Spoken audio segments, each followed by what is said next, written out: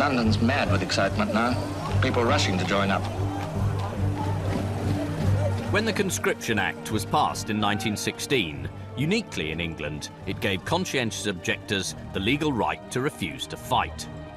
But every man who sought exemption from the ranks had to prove his integrity before a panel of local dignitaries, known as a tribunal. Towards the end of the interview, every conscientious objector was asked the killer question, designed to shame them out of their feebleness. What would you do if a German soldier attacked your mother? Would you stand up and protect her, or would you let her be raped and killed? Some men cracked and admitted they'd do anything to protect their family. Other men said it was an unfair question. But amazingly, the most hard-line conscientious objectors said, yes, they would let their mother be killed rather than take another man's life. 26-year-old Bert Brocklesby was one of the very first men to apply for absolute exemption on conscientious grounds. He was the second of 4 sons, born to Hannah and John Brocklesby, a successful grocer in the town of Conisbrough, South Yorkshire.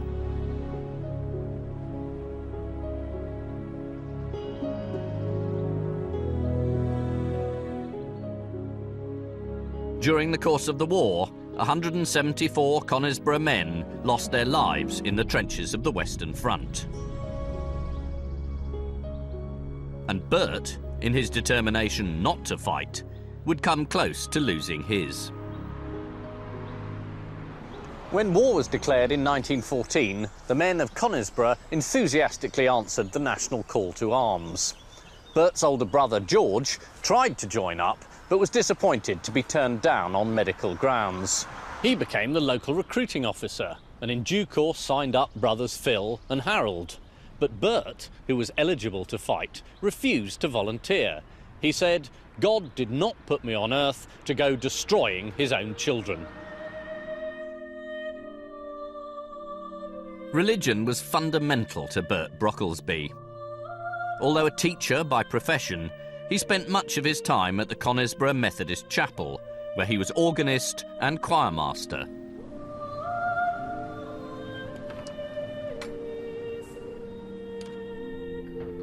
Bert was a popular member of the congregation, until, that is, he was invited to preach a sermon, and took the opportunity to make public his objection to the war. One evening in January 1915, Bert stood here and preached a sermon that would really challenge his congregation. These were people who believed they should live their lives in imitation of Christ. All right, he said, can you imagine Christ dressed in army uniform? No.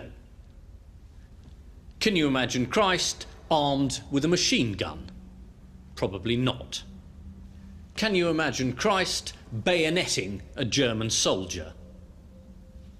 No. That picture, he said, is impossible, and we all know it.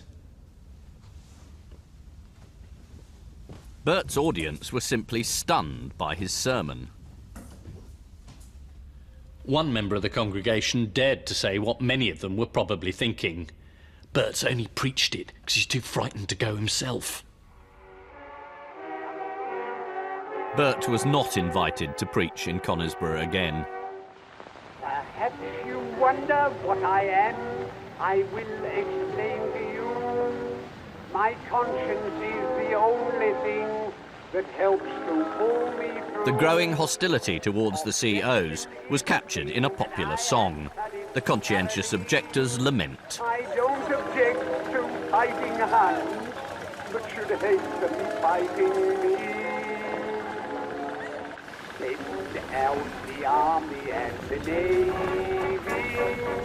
send out the rank and file, send out my brother, my sister and my mother, but for God's sake don't send me.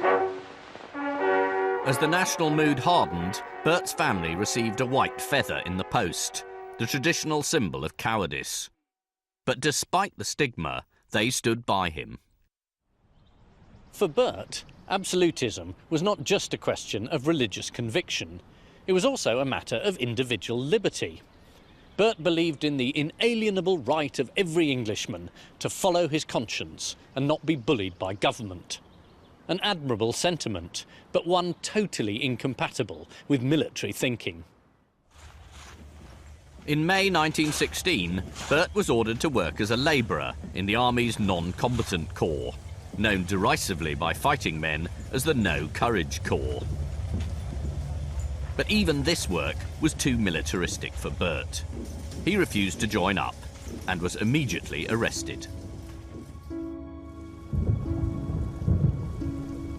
This is Richmond in North Yorkshire, famous for its medieval castle.